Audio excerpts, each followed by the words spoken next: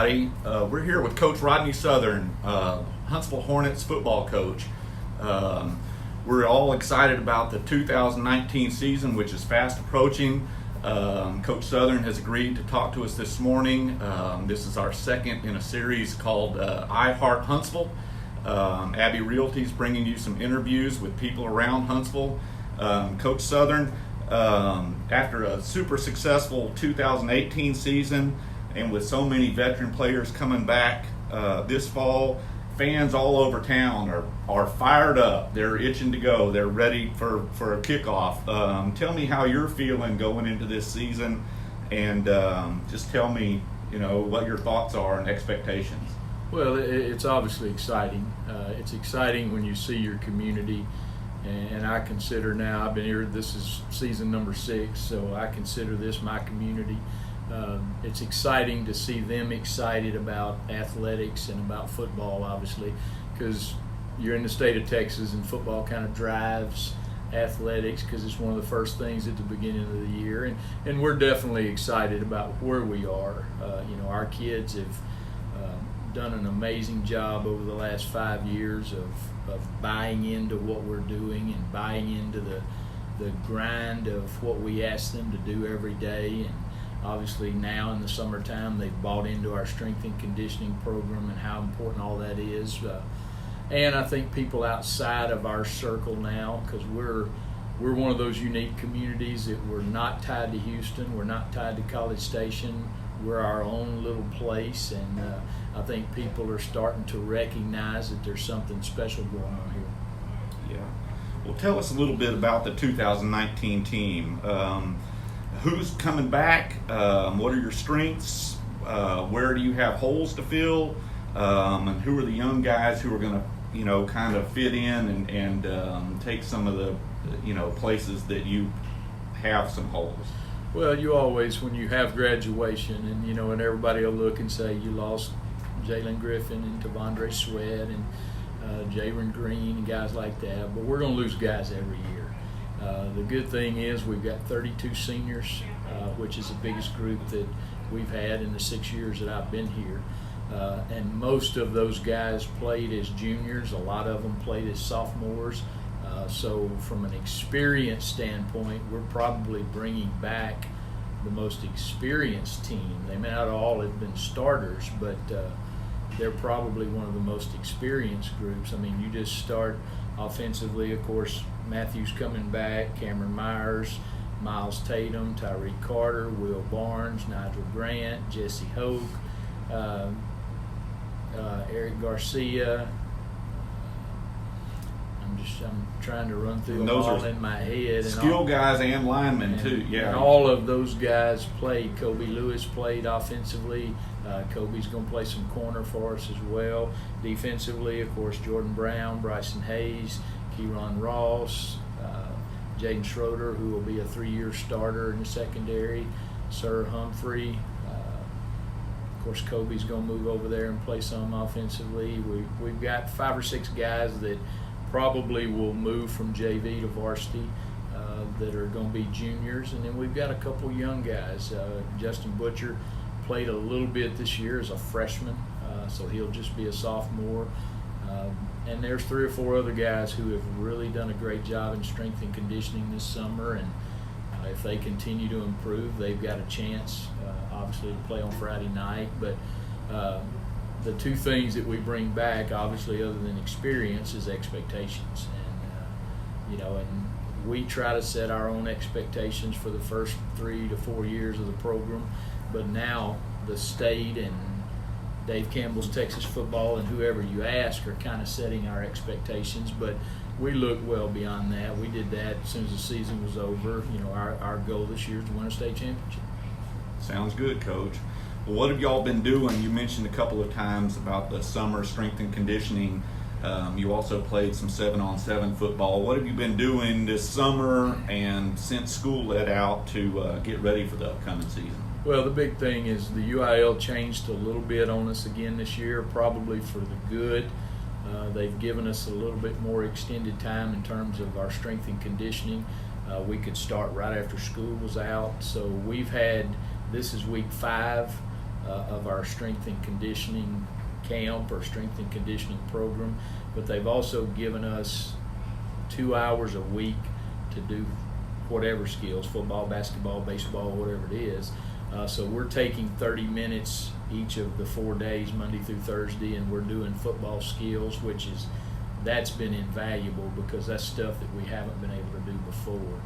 Now, the end of May, the whole month of June, we played in 4 state qualifying tournaments. We played 4 league nights with us, College Station, A&M Consolidated, and those guys. So we played, I think, 23 7-on-7 games this summer. The good thing also, and it doesn't get seen a lot because it happens right at the end of school, our 7th and 8th graders play in the 7-on-7 league in College Station as well. So those guys got 4 league nights as well. So, and we've still got about 10 days left of our strength and conditioning before we'll start practice. All right. And when does practice start, Coach? August the 5th will be the first day for our incoming freshmen. That's also another UIL rule that changed last year. They give us a week. So all the 4A, 3A, 2A, 1A schools all start on the 5th, but we can start our freshmen on the 5th. So we'll go Monday through Friday of that week, and then August the 12th is when all of our guys, our upperclassmen, will start. And first couple days of that we'll go in the morning, and then of course Thursday the 15th school starts. So we'll get in our normal routine, and because there's really no such thing anymore as 2-a-days. Right. They've limited so much of what we can do, but we take advantage of a lot of that time, and our kids are ready. I mean, I've been so excited because I go out every time and I just look and see, okay, are our top 22 guys here? And just about every day of the summer they've been here. That's great. That's great. Last question, Coach. You've been here several years now. I think you're going into your 6th season here at Huntsville High School. You've also coached in Central Texas, Northeast Texas, but you're here, and Matthew is a senior here at Huntsville High School. Your wife works in the schools. What do you all love about Huntsville? What makes Huntsville a special place for the Southerns? Well, it's unique for me in 2 or 3 ways. Number one, it's very similar to the community that I grew up in. And where is that? A little smaller, Winsboro, Louisiana. It was about, at that time, it was about 20,000. But you take away the college, and you know it's very similar to what I grew up in. Same clientele of people. So it reminded me a lot of home. And of course, probably one of the best experience of my coaching career was my first 5 years as a head coach in Marshall, Texas. And you could put Marshall in Huntsville or Huntsville in Marshall, and you wouldn't see a lot of difference. There's a lot of dedicated people that have been here their whole life, and they want to see places continue to thrive and grow. Marshall was very similar to that. The other thing is that I didn't know when I got here, that I found out very shortly.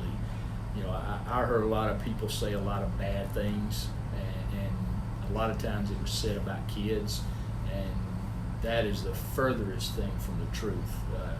This group of kids that we have the last 3 or 4 years, and especially this group now, and I'm a little tied different to them because obviously my son's friends with 25 or 30 of them, but this group of kids is as good a group of kids as I've ever been associated with. I mean, if I tell them, you know, I jokingly say if I told some of them to go stand in the corner, they might gripe about it, but they'd go stand in the corner because they trust that we're going to do the right thing by them. But I think part of that is how they've been raised, and I think part of that has to go back to the type of community this is. And I've been fortunate. You know, we live in Elkins Lake, and I think 18 or 19 of these kids live in Elkins Lake or have lived in Elkins Lake. So it's, you know, I never worried about my son. He'd get on a golf cart and go, and, you know, he'd come home when we told him to come home, but I never worried about him getting in trouble or something happening. And, you know, and I understand boys are boys, but, you know, just that experience and the fact that this community had been so thirsty for a winner again, and and I always look at my job and say, okay, where do I look and compare? And obviously the Joe Clements era here is the thing that always pops up, and I would love for people here to say that, it looks like, and I've had some this past spring tell me it's starting to look like the Joe Clements era, and I think that's important in a town like this, because a lot of those people don't come to every game. They're not going to come to practice, but they know what's going on, and they can tell you what's happening in schools. And so I think sometimes we've gotten a bad rap, but I think we're in a position right now as a community. We're going to continue to grow. I think we have a tremendous superintendent right now. I think our high school and middle school principals are incredible as far as the working relationship that I have with them. So this place is going to grow, and it's going to continue to improve. We're going to continue to improve athletically because we've got the means to do that, and it kind of feels like a home, and that's what you want as a coach. I've been fortunate when I've had to move. I've moved on my choice, not, the coaching business, sometimes they help you move, but I've been very fortunate with that, and my family feels very comfortable here, and obviously Matthew's been here now since the 6th grade, so this is his home. Yeah. Well, thank you so much, Coach. The folks around Huntsville are fired up about the 2019 season, and we can't wait for you guys to kick off. Thanks for spending some time with us today. Daiquiri Beebe's been behind the camera, another Abbey Realty agent, and I'm Tom Waddill. Thank you all for joining us.